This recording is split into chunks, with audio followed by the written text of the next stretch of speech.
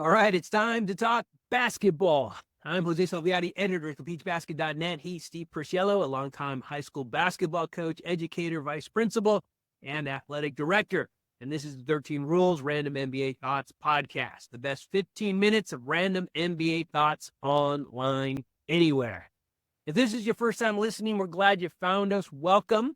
This podcast was born out of the content in Steve's random NBA thought articles, which he publishes weekly. Steve and I have exactly 15 minutes to discuss what's on his mind around the NBA. Today, we'll discuss his latest 13 Rules Random NBA Thought article with a focus on, understandably, the NBA Finals after Game 1. Steve, are you ready? I'm ready. Wait, I am not. Let me get the timer. Boom, I have it. Timer is on. 15 minutes start now. All right, as you always do, you wrote about a few things, a lot of things. I want to start with this one. You called Jaylen Brown, who had a good game one in the NBA Finals, the Boston Celtics best player. This is a guy who's not even all-NBA. How can he possibly be the Celtics' best player? First of all, that's a travesty. It's not all him. But more importantly, I said in the playoff, if you've watched all the games, you'd realize it. And just, defensively, if you watched the game the other night in the third quarter, he took it over. He made a couple big blocks at the rim. And this is when Dallas was making their run. He's also guarding Doncic, which I'll talk about in a few minutes. But think about what he's doing. And he was the high scorer. So, like, in this game, what doesn't this guy do? He just doesn't ball. He's punishing when he goes to the basket. It's very difficult for anybody to defend him, and he's developed a nice 15-footer. So in every part of his game, it has gotten so much better. Don't forget, he was the MVP of the last series against Indiana. They realized how good he was. He just does it all on the court, and I've really been impressed with what he did. And I think the other night, I know Porzingis had a great game. I think he was the best guy on the court the other night, again. So it just carries on and on with. So let's talk a little bit about this, because and I know this is something that you wanted to bring up, and I think it's important and it's applicable here. The best player on the team is supposed to be Jason Tatum, right? I mean, he's the guy who did make All-NBA. He's the guy who's kind of the face of the franchise. So Jason Tatum, I would think, I mean, is there an issue in the locker room? Because this guy was better than me in game one. That might be an issue for some players, don't you think? I don't think it is with him. If you watch when Brown was given the MVP in the last series, Tatum was one of the first ones smiling and clapping. Yeah. The other thing you find about Tatum, there's a lot of pressure in Boston to win a title. I think we spoke about that last year. Sure. Tatum doesn't care how, as long as they win. So I believe that it doesn't bother him. And you've got to give him a ton of credit. While Brown's going off and guys are hitting threes all around him, he's not trying to hog the ball or dominate the situation. He's riding with it and figuring it's only going to get you better. Now, for an NBA player, it's incredible maturity, because most NBA players, their egos hurt and they're upset. And, that's not going to happen. They're not giving the ball up as much, and they're just going to try to, score and do all the different things. And by the way, again, he's averaging, I believe, over 10 rebounds a game in the playoffs. And his assists are usually at least 5 every game. So he's doing all the things that have to be done. Now, I would look and think that he's going to go off in one of these games. Just everything's going to be cooking, and because he's too good a player. He's an all-NBA player, as Jaylen Brown should be. Yep. He's good. All right, great segue. You said, you expect Jason Tatum to go off in one game. Again, this is the segue. Luka Doncic, he's a great player. And you wrote you expect him to go off in at least one game. Now, I looked at the box score, and I saw a 30-10-10 game from Luka in game one. Does that count in your book as going off, or do you expect an even bigger game from this guy? Well, first of all, it's 30-10-1. They only had 9 assists, Dallas, the whole team. Oh, gotcha. All right. Right. Right. Here, he took 26 shots to get the 30 points. Think about that. If a team's taking 80 to 85 shots, that's almost a third. And he's getting 30 points. So now if you do a little math, what are you getting, 95 points? You don't win with 95 points. So what Jaylen Brown did against him is he made him earn it. He's unstoppable, but he made him earn his points in this particular game. And again, you give Brown a lot of credit, but also when I say going off with Luka, I'm talking about a 40, 10, and 10 play. Yeah. You know, and 40 on 20 shots, something ridiculous like that. That's what I'm talking about. And Luka, more than anybody in this series or probably in the NBA right now, capable of that at any time. Scary to think, but yeah. And apologies to all of Celtic Nation for me granting Luka every Mavericks assist in the book. That was my bad. Plus one. 9 plus 1. You give him. Right. I gave him all of them. I gave them all to him. We could not have a 13 Rules Random NBA Thoughts podcast without bringing up Los Angeles Lakers. I think it's written into our contract. You wrote about it, though, so I got to bring it up. You like Danny Hurley for the Lakers, if it happens. It's the time we're recording this, it hasn't yet. But you questioned the timing of the announcement. What do you think is up with that? Is this a conspiracy theory we're working here?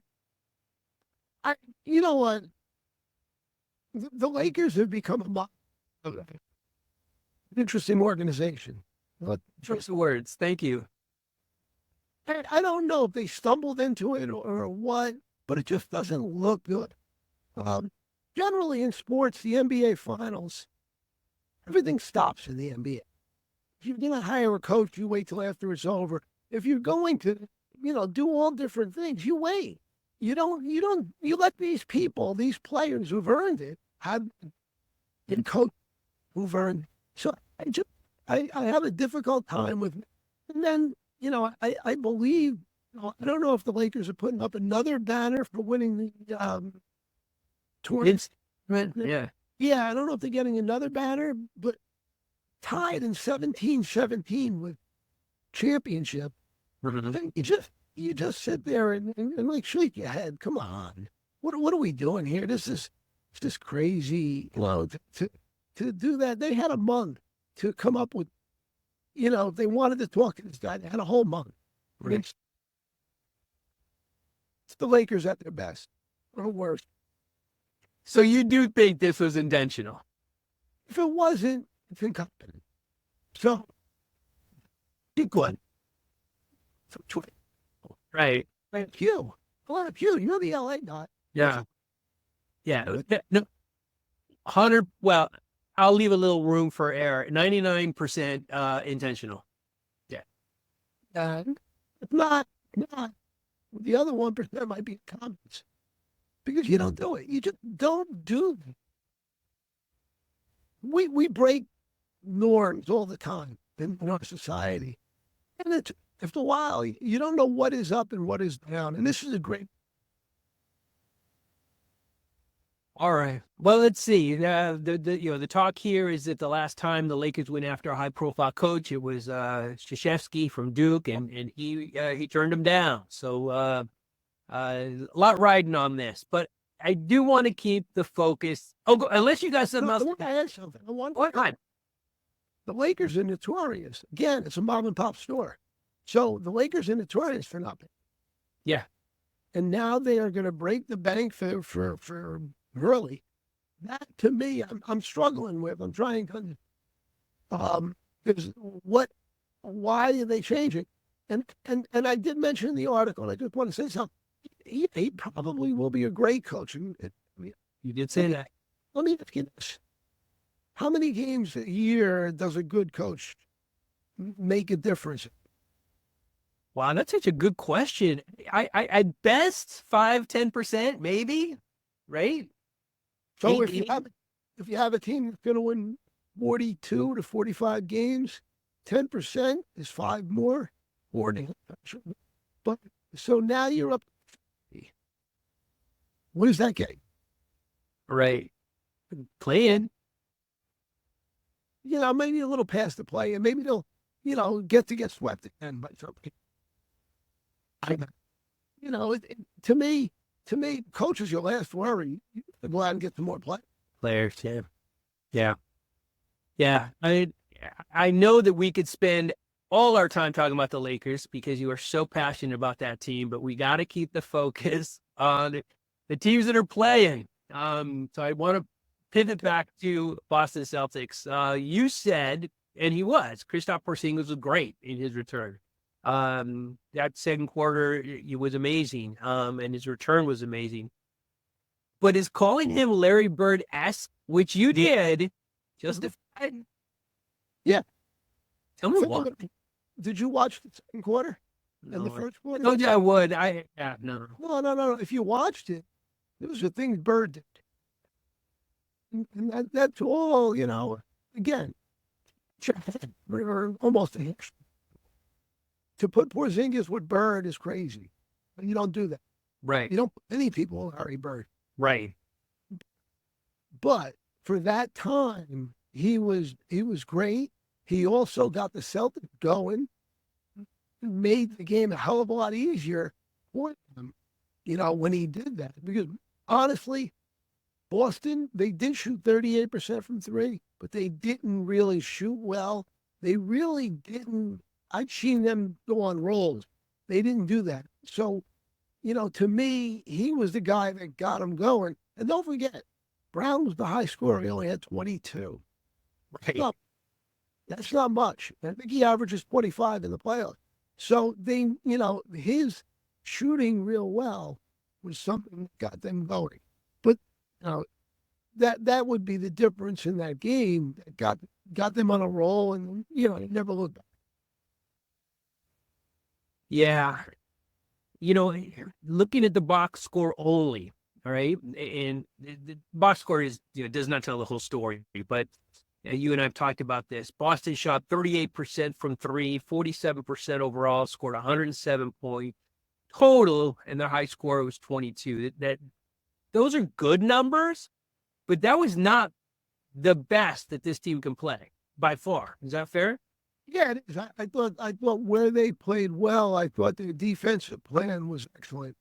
I believe they took away, and one of the things Dallas relied upon is the corner jumper on the corner three. And they took that away. And if you watch some film of it, they held defending the corners, held their ground. They didn't drop down to take away the dribble driver, and so it took away that.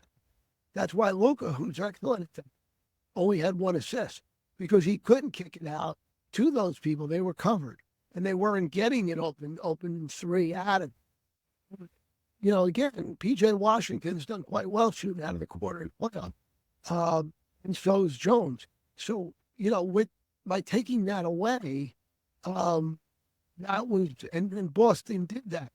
Let's say one other thing, too, that's interesting. In the next game, I know they did a lot of high screen and roll with Doncic and the big, and Lively or Gafford. Mm-hmm. Probably the smartest thing they can do is do that with Kyrie. And the reason being, if Boston is slow, they're gonna try to either hedge it or they're gonna go out on the shooters. But if Kyrie moves quickly, he's gonna get an open shot, or Doncic is gonna get an open shot off of it. That might be a way to unlock the defense. Often. That's what makes the finals so special, right? Instead of having, you know, a day, right, to prepare, you've got 3 days, you've got practice, you've got film. Again, looking just at the box score, Kyrie, 12 points, 0 for 5 shooting. You tried to correct me with this. I was totally off. I counted 30, 10, and 10 for Luka because he had 10 defensive rebounds, 10 total rebounds. So I misread the box score. But yeah, 9 total assists for the entire team. That's honestly shocking. That's got to be game plan. That's got to be part of the game plan in taking away that. And by the way, there was no lobs either. So they took away that also. And that made Gafford and Lively ineffective. Right. Yeah. So Joe Mazzulla, who people have maligned all over the place, and have to get great credit for the game plan they came up with.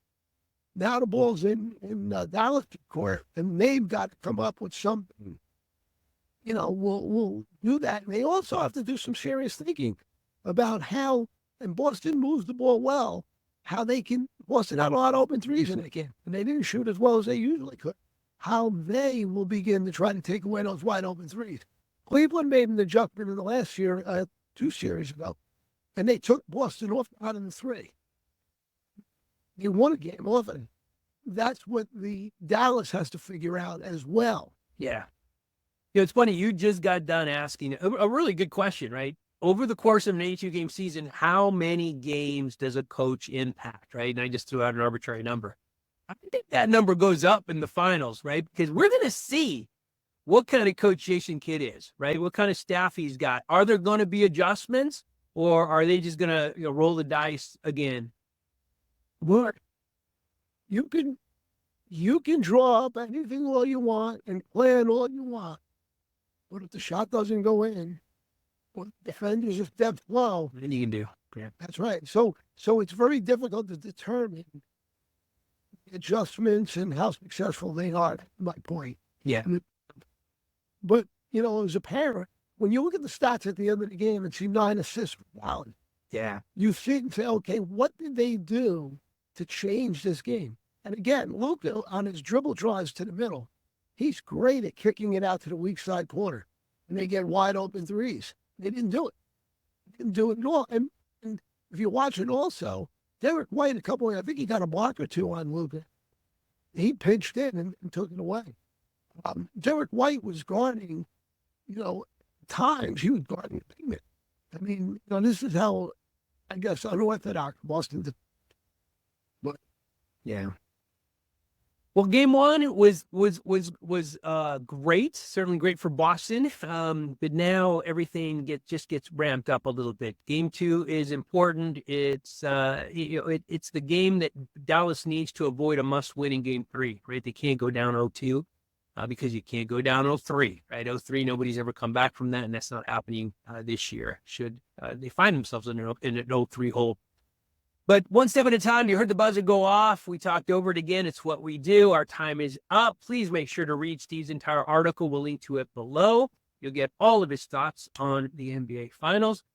As always, thank you for listening. Please consider subscribing. It absolutely helps us and the channel. Join us next week on the 13 Rules Random NBA Thoughts podcast, the best 15 minutes of random NBA thoughts online. We'll talk next week.